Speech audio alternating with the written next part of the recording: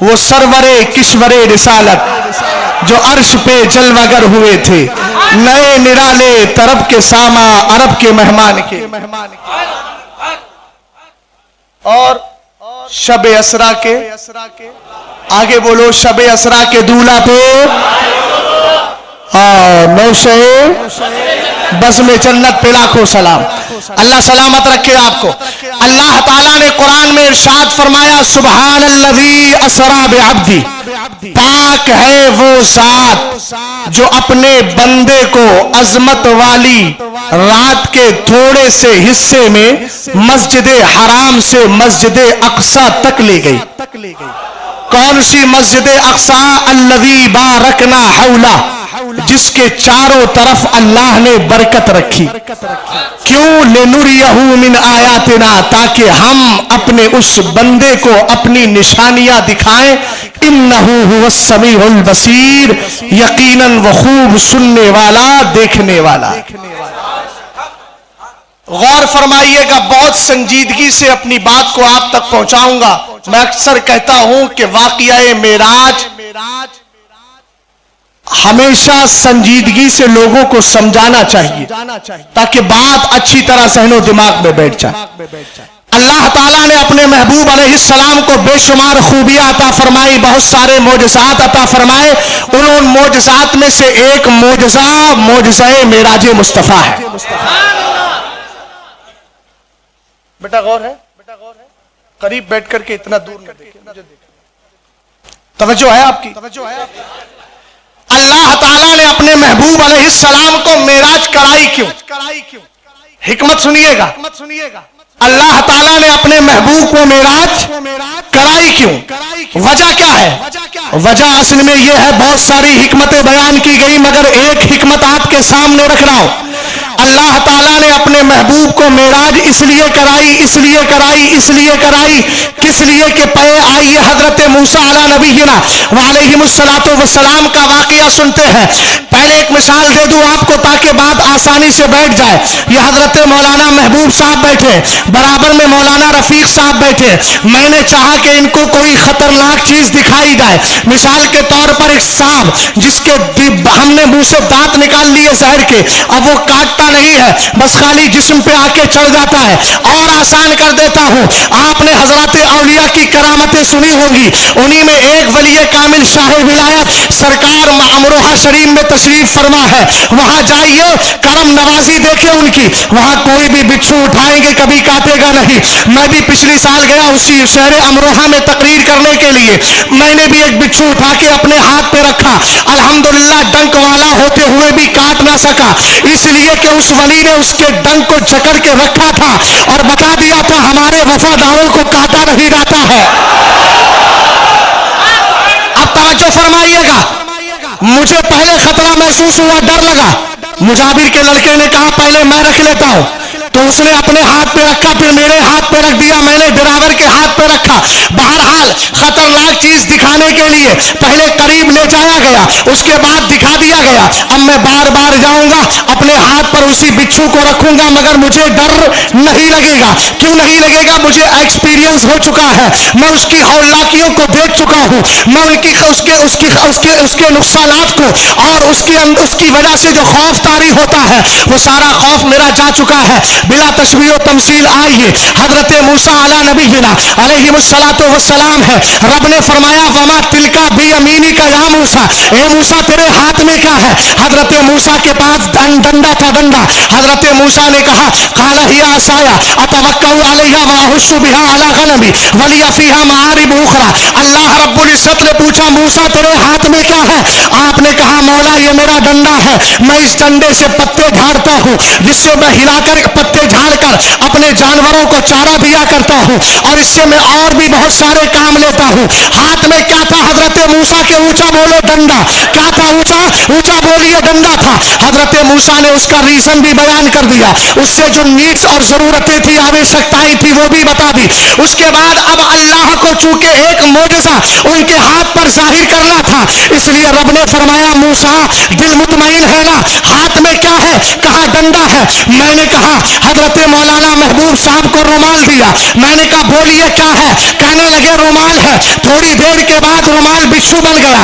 اب یہ ڈریں گے نہیں، کیوں نہیں ڈریں گے؟ اس لیے کہ ان کو پتا ہے یہ رومال ہے۔ اللہ نے حضرت موسیٰ سے کہا کیا ہے؟ کہنے لگے میرے ہاتھ میں ڈنڈا ہے۔ تب رب نے فرمایا زمین پہ ڈالو۔ جیسے ہی زمین پہ پھینکا، آپ نے جیسے ہی زمین پہ اس ڈنڈے کو ڈالا، فَإِذَا حَيَّةٌ تَسْعَىٰ، تو وہ ایک دوڑنے والا سانپ بن جاتا ہے۔ حضرت موسیٰ سے رب نے فرمایا خُذْهَا وَلَا تَخَفْ، اے موسیٰ پکڑ لے اس کو، یہ تیرا ڈنڈا ہی تو ہے، تجھے ڈرنے کی ضرورت نہیں ہے، تجھے خوف کھانے کی ضرورت نہیں ہے۔ سَنُعِيدُهَا سِيرَتَهَا الْأُولَىٰ، ہم پھر دوبارہ اس کو تیرا ڈنڈا ہی بنا دیں گے۔ ہم تو فرعونیوں کے دلوں میں تیرا معجزہ ظاہر کرنا چاہتے ہیں اور ان کے دلوں میں خوف پیدا کرنا چاہتے ہیں۔ پتہ یہ چلا کہ موسیٰ علیہ السلام سے رب نے پہلے معلوم کر لیا تاکہ حضرت موسیٰ کا دل مطمئن ہو جائے، ڈھارس بن جائے، وہ تقاضۂ بشریت جو خوف آنے والا تھا وہ خوف بھی ختم ہو جائے۔ حضرت موسیٰ نے اٹھا لیا، زمانے کی نظروں میں وہ استحا اور سانپ تھا، مگر حضرت موسیٰ کے لیے ڈنڈا تھا۔ اب آئیے ذرا غور کیجئے گا، اللہ نے معراج کیوں کرائی ہے؟ معراج مصطفیٰ کو اس لیے کرائی کہ میرے مصطفیٰ نے مسجد اقصیٰ سے سفر شروع کیا، مسجد حرام سے سفر شروع کیا ہے، مسجد اقصیٰ میں امامت فرمائی ہے، پہلے آسمان پہ گئے ہیں، ساتوں آسمان پہ گئے ہیں، جنت کو بھی دیکھا ہے اور دوزخ کا مشاہدہ بھی کیا ہے، جہاں دوزخ کی ہولناکیوں کو بھی دیکھا ہے، اس کی تکلیفوں کو بھی دیکھا ہے۔ اب کل قیامت کا دن ہوگا، ہر نبی کہے گا نفسی نفسی نفسی نفسی، میرے مصطفیٰ کہیں گے انا لہا انا لہا انا لہا انا لہا۔ ہم نے کہا سرکار آپ کو ڈر کیوں نہیں لگ رہا ہے؟ کہا موسیٰ نے ڈنڈا پکڑا تھا، زمانے کی نظر میں استحا تھا، جان چکے تھے یہ ڈنڈا ہے، مجھے ڈر کیوں لگے؟ میں تو جہنم کو پہلے ہی دیکھ چکا ہوں۔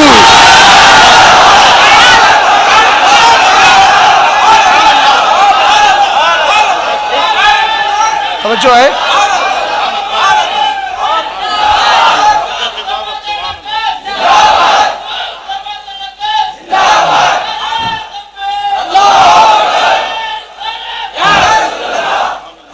سبحان، سبحان اس کا معنی ہوتا ہے پاک ہے۔ کیوں بھائی؟ کیوں بھائی اللہ نے یہ کیوں کہا پاک ہے؟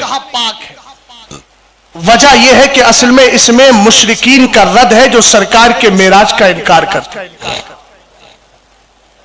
کیسے رد؟ کیسے رد؟ محبوب نے یہ نہیں کہا سریتو وجیتو، میں گیا یہ نہیں کہا، رب نے کہا الذی اسری بعبدہ، لے گیا۔ ایک ہے جانا، ایک ہے لے جانا۔ ابھی میں تقریباً 7-8 دن گوا کے دورے پر تھا، وہیں پر الحمدللہ تبلیغی سفر جاری و ساری تھا۔ کچھ حضرات نے کہا حضرت کبھی سمندری سفر کیا ہے؟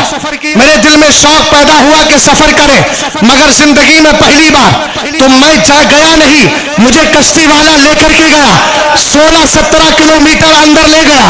اس نے کہا گھبرانے کی ضرورت نہیں ہے، آرام سے جائیے، بلا تشبیہ و تمثیل۔ اللہ نے فرمایا سبحان، کہا پاک ہے اللہ کی ذات، پاک ہے وہ ذات جو لے گیا اپنے بندے کو۔ اللہ نے پاکی کا ذکر اس لیے کیا، اے کفار قریش تم میرے محبوب کی معراج کا انکار کیوں کر رہے ہو؟ بندہ تو نہیں جا سکتا، خود بندہ چلا جائے اتنی طاقت نہیں، خود بندہ اتنی رفتار سے اتنا لمبا سفر کر لے طاقت نہیں، تو بندہ تو نہیں جائے گا۔ مگر اگر تم یہ کہو کہ بندہ جا بھی نہیں سکتا، خدا لے جا بھی نہیں سکتا، تو یہ نقص اور عیب ہے اور اللہ عیب سے پاک ہے۔ تو رب نے بتا دیا جانے پر اعتراض ہے، لے جانے پہ اعتراض نہیں ہے، اس لیے کہ لے جانے والی وہ ذات ہے جس کے اندر کمی ہو ہی نہیں سکتی۔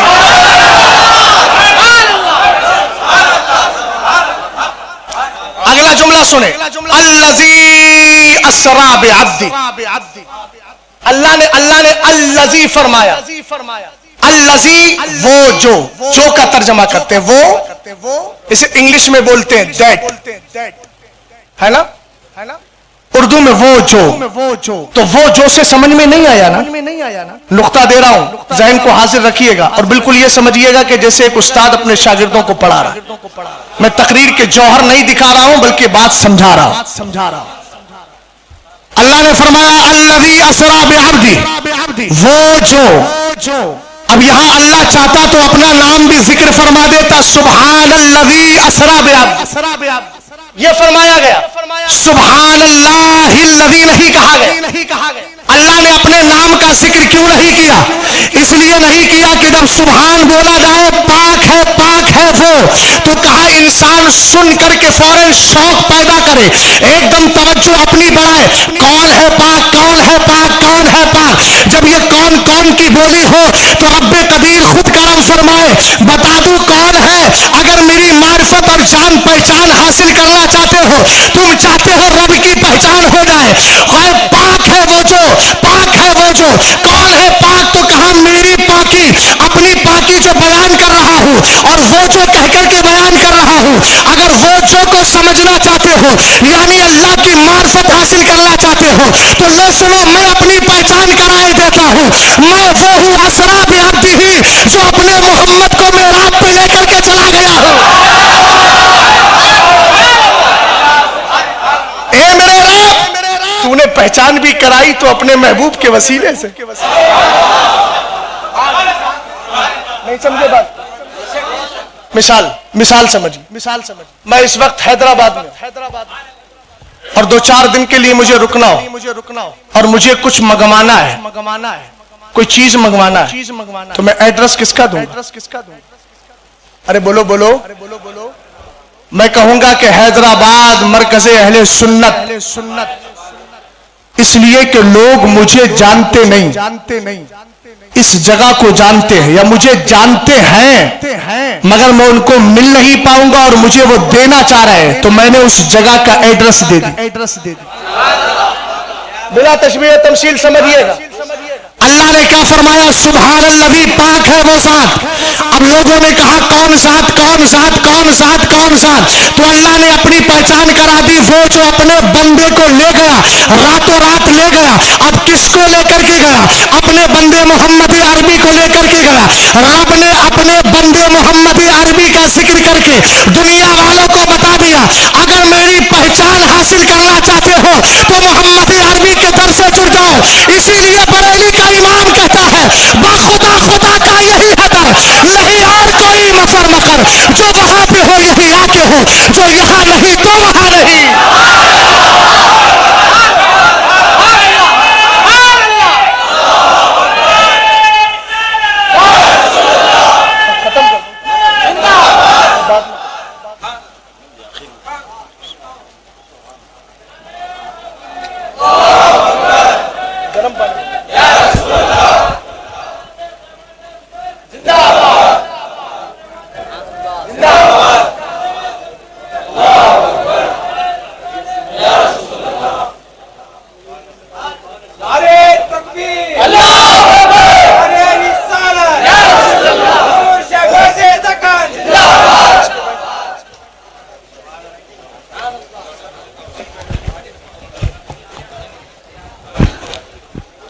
بیٹھ جائیے، اب محفل کا دولہا آ گیا ہے، تو اب پریشان ہونے کی ضرورت ہی نہیں۔ آپ کو معلوم ہے نا کہ دولہا جب تک بارات میں نہیں جاتا ہے شادی مانی ہی نہیں جاتی، اب براتیوں کو کوئی کچھ دیتا بھی نہیں۔ دولہا نہ پہنچے تو لوگ کہتے ہیں ابھی پیپسی نہیں ہے، ابھی ناشتہ نہیں ہے، دولہا پہنچ جاتا ہے تو سب کچھ مل جاتا ہے۔ ایک وہ شب اسرا کے دولہا، اور یہ آج اس محفل کے الحمدللہ دولہا، کہ انہی کا صدقہ ہے، مگر حقیقت میں یہ بھی باراتی ہیں، اور میں بھی باراتی ہوں۔ دولہا سے اتنا کہہ دو، پیارے باراتی ہو، پیارے باراتی، دولہا سے اتنا کہہ دو، پیارے سواری روکو، مشکل میں ہے باراتی پرخار وادی ہے۔ توجہ فرمائیے گا ادھر، اللہ نے کہا، ارشاد فرمایا الذی اسری بعبدہ لیلا، اپنے بندے کو لے کر، اپنے بندے کو میں نے بتا دیا۔ رب نے اپنے محبوب کا ذکر اس لیے کیا تاکہ زمانے کو پتا چل جائے، اگر میری پہچان حاصل کرنا ہے تو بریلی کے امام احمد رضا خان کی یہ بولی بولو، بخدا خدا کا یہی حدر، نہیں اور کوئی مفر مکر، جو وہاں پہ ہو یہی آ کے ہو، جو یہاں نہیں تو وہاں نہیں۔ اب کچھ سر پھرے کہتے ہیں اصل میں معراج تو ہے مگر سرکار کو خواب کے ذریعے معراج ہوئی ہے۔ میں نے کہا پاگل، تو نے قرآن کی اس آیت آیت کریمہ کے اس لفظ میں غور ہی نہیں کیا. کیا ہے بے عبدی ہی؟ عبد کا معنی جانتے ہیں. اٹھائے تفسیر کبیر کو, فرماتے ہیں تفسیر کبیر کے مصنف کہتے ہیں, فرمایا ان العبد لا يتناول الا مجموع الروح والجسد. فرمایا عبد کہتے ہی اس کو ہے جس کے اندر روح بھی ہو اور جسم بھی ہو.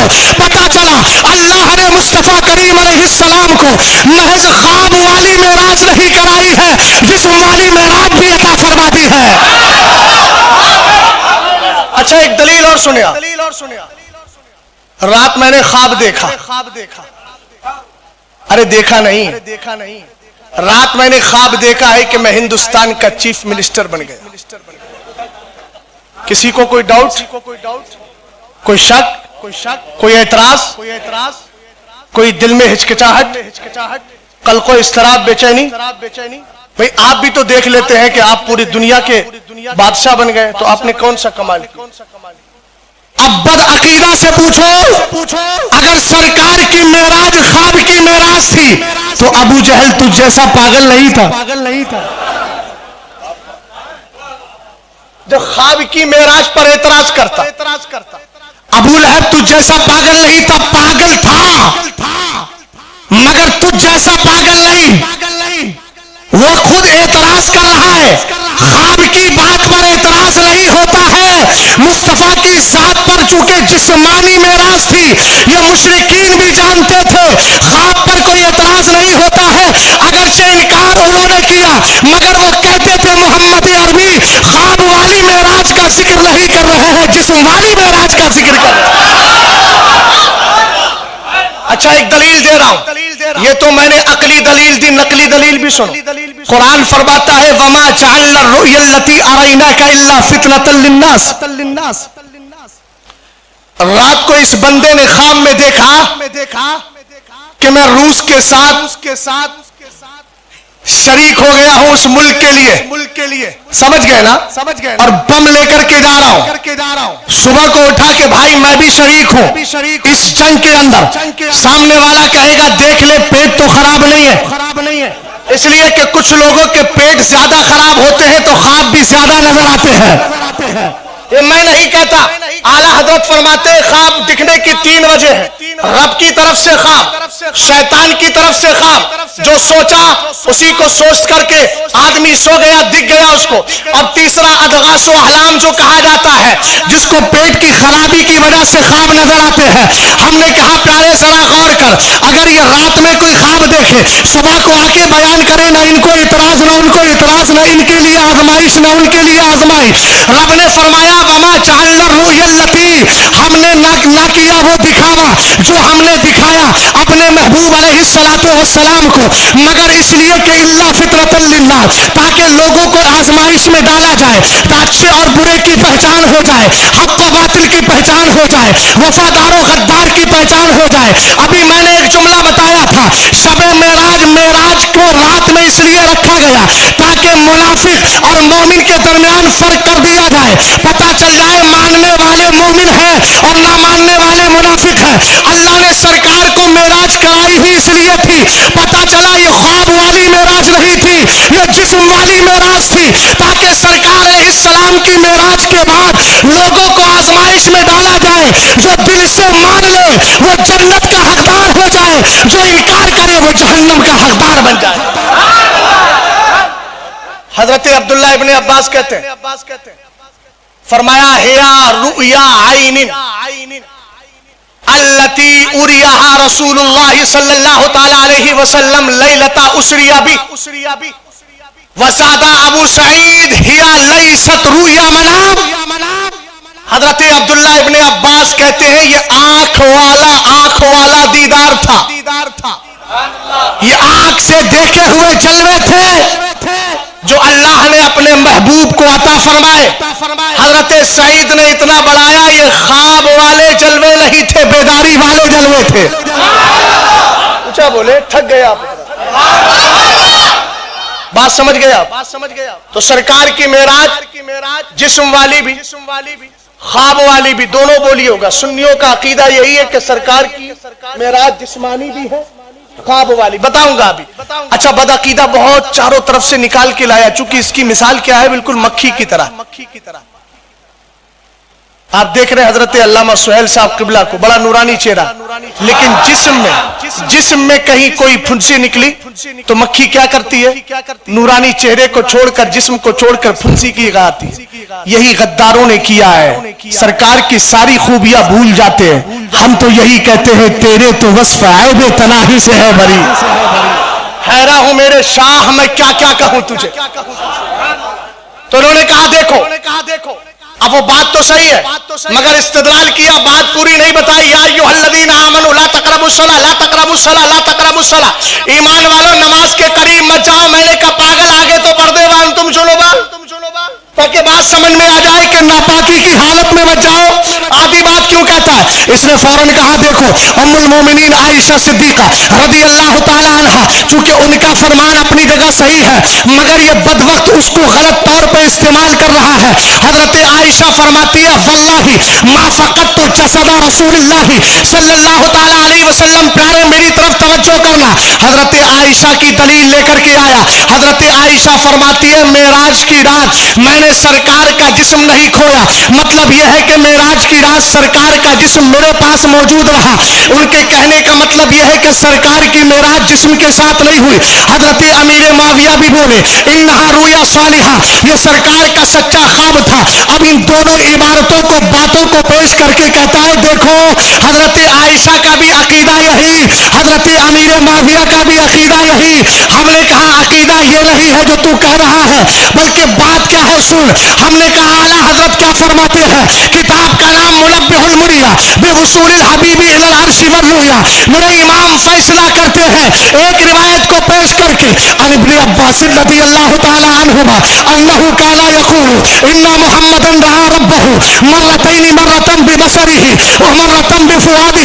فرمایا اصل میں معاملہ یہ ہے کہ حضرت امیر معاویہ کا کہنا بھی حق ہے, حضرت عائشہ کا کہنا بھی حق ہے, حضرت عباس کا عقیدہ بھی حق ہے, ابو بکر کا عقیدہ بھی حق ہے. کچھ صحابہ نے کہا کہ سرکار کو جسم کے ساتھ ہے, انہوں نے کہا سرکار کو خواب کے ذریعے ہے. حضرت عبداللہ ابن عباس اپنی زندگی میں یہ فتویٰ بھی دیا کرتے تھے, یہ بات بھی بتاتے تھے لوگوں میرے مصطفیٰ نے خدا کو 2 بار دیکھا ہے, ایک بار اپنے ماتھے کی آنکھوں سے دیکھا ہے, ایک بار اپنے زندہ دل سے دیکھ لیا ہے. جواب ملا, جواب سمجھ گئے, کیا جواب ہے. حضرت امیر معاویہ نے خواب والی معراج کا ذکر اور بقیہ صحابہ نے جسم والی معراج کا, اور ذکر الگ الگ ہو سکتے. اچھا اللہ نے آگے فرمایا لیلا, لیلا سے مراد صرف 3 ساعت ہے. کتنی؟ اب 3 ساعتوں میں اتنا لمبا سفر, یہی ان کے ذہن و دماغ کو ایک دم ڈسٹرب کر دیتا ہے. یار 3 ساعتوں میں, ہم نے کہا پاگل معجزہ کہتی اسے ہے جو عقل میں نہ آئے. ابھی جب عقل میں آ گیا تو معجزہ کا رہا, اور تجھ جیسے پاگل کی عقل میں آ گیا تو پھر تو اور بھی نہیں رہا. تو معجزہ رہا ہی کہاں, معجزہ ہوتا ہی وہی ہے جو عقلوں میں نہ آ سکے. معجزہ تو بہت بڑی چیز ہے, کرامت بھی وہی ہوتی ہے جو ہماری عقل میں نہ آئے. اب توجہ فرمانا, انہوں نے کہا یار اتنا لمبا سفر سرکار نے اتنے سے مختصر وقت میں کیسے طے کر لیا.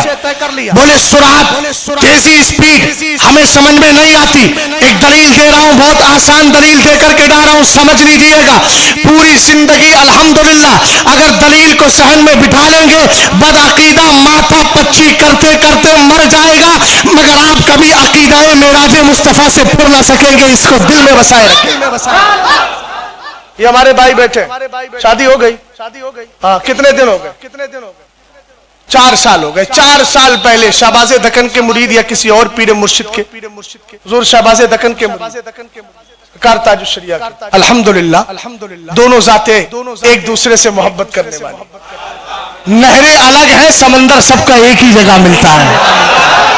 بہرحال کیا ہوا, انہوں نے کہا میرے پیر و مرشد نے فتویٰ دیا ہے. شہباز دکن نے کہا میرے پیر و مرشد سرکار مفتی اعظم نے فتویٰ دیا ہے, چین کی گھڑی نہیں پہننا. 4 سال پہلے شادی ہوئی, ان کی شادی میں چین کی گھڑی ملی. انہوں نے کہا نہیں بابا, اپنے مرشد کے فتوے کے خلاف نہیں دوں گا, اس لیے نہیں جاؤں گا, اس لیے کہ مردہ بدست دیگر ہونا, اپنے پیر کے ہاتھ میں بالکل مردے کی طرح ہونا. اب میرے پیر نے کہہ دیا تو اپنے پیر کے رنگ سے رنگ اپنا ہٹاؤں گا نہیں. انہوں نے فوراً گھڑی لی اور لینے کے بعد اتار کے رکھ دی. کسی نے کہا یار ایسے چلتی رہے گی تو نقصان ہوگا, ایسا کرو سیل نکال کے باہر کر دو. 4 سال کے بعد بیوی نے کہا میاں سسرال کی نشانی ہے, پہن لو نا. تو انہوں نے کہا پہن تو لوں گا مگر مسئلہ تو معلوم کروں. آ گئے شہزادے سرکار شہباز دکن کی بارگاہ میں, کہنے لگے حضرت پوچھنا ہے کروں کیا. انہوں نے کہا اس میں بھی سوچنے کی بات ہے بابا, جا پلاسٹک کا ڈائل یا چمڑے کا لگا لے اور جا کر کے پہن لے, اس کی اجازت دی. اب انہوں نے چمڑے کا لگایا, لگانے کے بعد گھڑی کو دیکھا, 4 سال پہلے سیل نکال دیا تھا. 4 سال کے بعد جب 4 سال پہلے سیل نکالا تھا تو چھوٹی والی سوئی گھنٹے والی 12 پر تھی اور باقی بھی 12 پر تھی. پورے 12 بج رہے تھے. 4 سال کے بعد جب گھڑی والے کی دکان پر گئے, اس نے سیل ڈالا تو اب بھی کتنے بج رہے نہیں سمجھے بات کو. میں نے کہا پیارے 4 سال پہلے بھی 12, 4 سال کے بعد بھی 12. ہماری گھڑی دن کے 2 بجائے, تمہاری گھڑی 12, میری گھڑی میں 5, تمہارے یہاں 12. کہنے لگے حضرت دیکھے تو صحیح, ڈائل کی کوئی حیثیت نہیں, گھڑی کی مشین کی کوئی حیثیت نہیں, اس کی چابی کی کوئی حیثیت نہیں. میں نے کہا پیارے حیثیت ہے کس چیز کی. کہنے لگے اس میں سیل کی حیثیت ہے, سیل کی. وہ سیل میری گھڑی کی روح اور جان ہے. جب وہ چلی گئی جان تو یہ چلتی کیسے. سوئی بھی وہی کے وہی رک گئی بلا تشبیہ تمثیل. جو کہتے اتنی دیر میں ہے آسمان وہی کا وہی ہے, رات وہی کی وہی ہے, رات وہی کی وہی ہے. سنیے ذرا سنیے پہلے, رات وہی کی وہی ہے, رات وہی کی وہی ہے. ابھی دل آیا نہیں ہے, رات کو ٹھہرا دیا گیا ہے. میں نے کہا پاگل ذرا غور کرنا, بات مکمل ہونے دینا, اس کے بعد جذبات کا اظہار ہوگا. میں نے کہا پاگل ذرا غور کر, ادھر سوئی کی جان سیل ہے, ادھر دنیا اور کائنات کی جان میرے مصطفیٰ ہے. اسی لیے بریلی کے امام کہتے ہیں وہ جو نہ تھے تو کچھ نہ تھا, وہ جو نہ ہو تو کچھ نہ ہو, جان ہے وہ جہان کی, جان ہے